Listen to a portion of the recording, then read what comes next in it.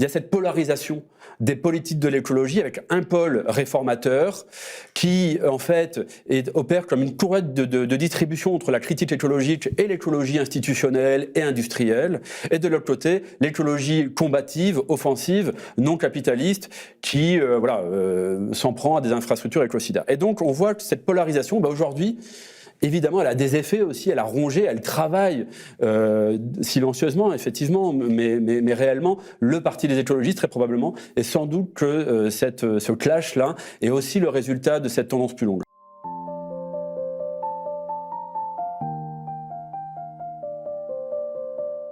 Cette actualité, ce sont les énormes tensions au sein du parti Les Écologistes, des dissensions nées d'une tribune, d'ailleurs publiée sur Mediapart le 26 janvier. Son titre municipal 2026 à la sociale écologie, préférons l'écologie de rupture.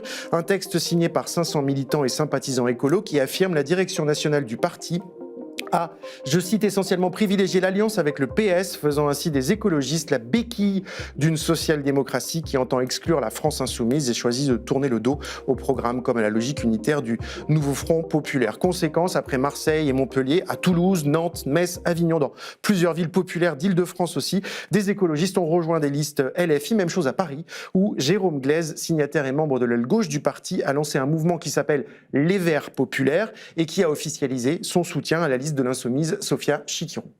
Aujourd'hui, la position des écologistes est devenue profondément ambiguë, écartelée entre le national et le municipal.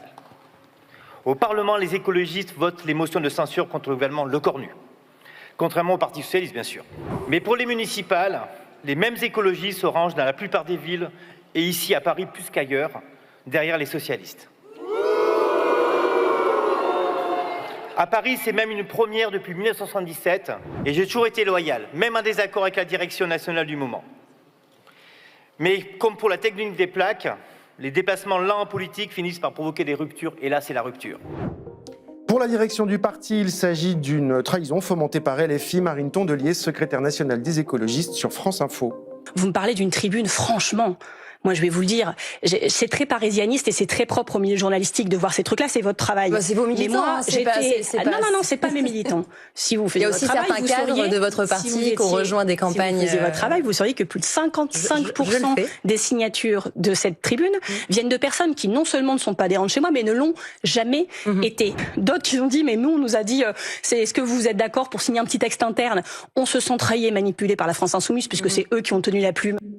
Et le résultat, ce sont une trentaine de suspensions assumées par le parti qui ressemble fort à une purge, ce que ne manque pas d'ailleurs de remarquer LFI, mouvement qui les a aussi pratiqués. C'est la rupture, dit Jérôme Glaise, avec ce raidissement, on le voit, d'un parti politique qui se targue historiquement d'une culture politique délibérative et démocratique.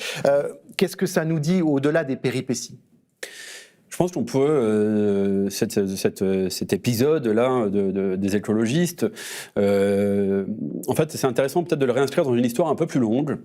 Les années 2000, c'est vraiment l'hégémonie de l'écologie moralisatrice, c'est l'avènement de l'éco-citoyennisme, c'est la période Jadot, la période Canfin, la période Hulot. Et puis les années 2010, ce monopole de l'écologie que je qualifie de réformatrice, eh bien, il est concurrencé par une écologie beaucoup plus conflictuelle, qui beaucoup plus non capitaliste aussi, et qui déjà dénonce en fait cette ambivalence, ce louvoiement de l'écologie institutionnelle, qui a un pied dans les alternatives, mais aussi un pied dans le monde de l'entreprise. C'est quelque chose que j'avais très bien observé lors de la COP21 à Paris en 2015.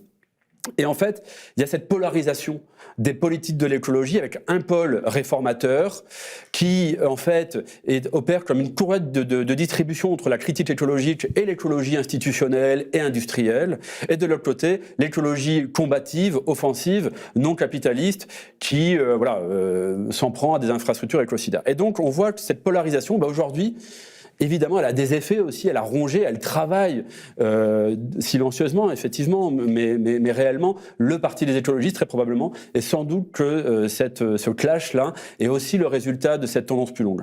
Est-ce que pour vous, pour aller dans le cœur un peu des termes que vous utilisez dans le livre, est-ce que ce parti, les écologistes, incarne une écologie bourgeoise? Parce qu'il y a plein de membres de ce parti qui vont pas du tout se définir comme ça. Pour une certaine d'entre eux, je pense que Jérôme Glaise se définit pas du tout comme quelqu'un de l'écologie bourgeoise, par exemple, et il y a plein d'autres militants de ce parti qui se définissent pas comme ça. Alors Jérôme Glaise, visiblement, lui, il a pris la tangente. Il est ingénieur, je crois, il est enseignant dans le supérieur, donc il a quand même une position qui, du point de vue des sciences sociales, de la sociologie, le situe plutôt bien en haut à gauche de l'espace social. Alors c'est vrai. Et vous dites que c'est le cas pour beaucoup de cadres de ce parti, mais aussi au-delà pour tous les gens qui produisent les politiques écologiques. Oui. Alors je renvoie là aux travaux de ma collègue Vanessa Jérôme, qui est vraiment la spécialiste en sociologie politique du Parti des écologistes et qui pointe quelque chose qui réunit les écologistes par-delà leur diversité, c'est un habitus minoritaire. Ils se sentent toujours un peu minoritaires. Bon. Donc du coup, c'est sûr qu'ils vont peut-être pas avoir vraiment tendance à se situer dans les classes dominantes. Et pourtant, quand on regarde leur position sociale, on voit que ils sont très attachés à l'ordre établi. C'est ce qui d'ailleurs permet de comprendre leur adhésion à ce que j'appelle la pondération, cette capacité à concilier des contraires. C'est-à-dire qu'à la fois, moi c'est ce qui m'avait frappé, ce que j'avais essayé de comprendre, c'est qu'à la fois c'est les premiers à dire il y a une urgence écologique, on ne peut plus continuer comme ça, et en même temps à ne pas remettre réellement en cause un ordre social auquel ils doivent beaucoup, en fait. C'est ça qu'il faut comprendre. Ils doivent beaucoup à l'ordre établi. Et donc, c'est quand même des gagnants dans cette affaire-là. Est-ce que c'est pas un peu injuste aussi parce que les écologistes, ils sont aussi très attaqués, ils sont caricaturés comme des Khmers verts, je cite, qui prôneraient une écologie punitive, vous souhaiterez même le retour à la bougie, on entend ça tout le temps, à partir des macronistes jusqu'à l'extrême droite, en fait. Ou même comme des complices de soi-disant éco-terroristes, par exemple, comme Marine Tondelier, elle était à Sainte-Soline, avec plein de gens du mouvement social, ils ont été associés à ça, avec cette volonté de certains à droite, même très facilement LFI, hors du cadre républicain, mais c'est pareil aussi pour les écologistes. Donc, est-ce que c'est pas aussi quand même est-ce que c'est pas aussi des gens qui veulent déranger quand même un ordre social établi, malgré ces positions bourgeoises? Alors, ils veulent le réformer. Ils veulent effectivement faire bouger certains secteurs, certaines pratiques, c'est vrai, et effectivement piétoniser un centre-ville, électrifier une flotte automobile d'un grand groupe comme La Poste, produire des manières écologiques de fabriquer, de l'éco-conception, etc. Pour ceux qui les mettent en œuvre, ça donne réellement l'impression que le changement est en marche. Et effectivement, c'est des changements qui ne sont pas neutres et qui peuvent chatouiller des intérêts sociaux assez forts. Mais justement, c'est ça qui est intéressant, c'est que comme ces changements se font dans un cadre qui est, lui, inchangé, ça génère ces attaques-là.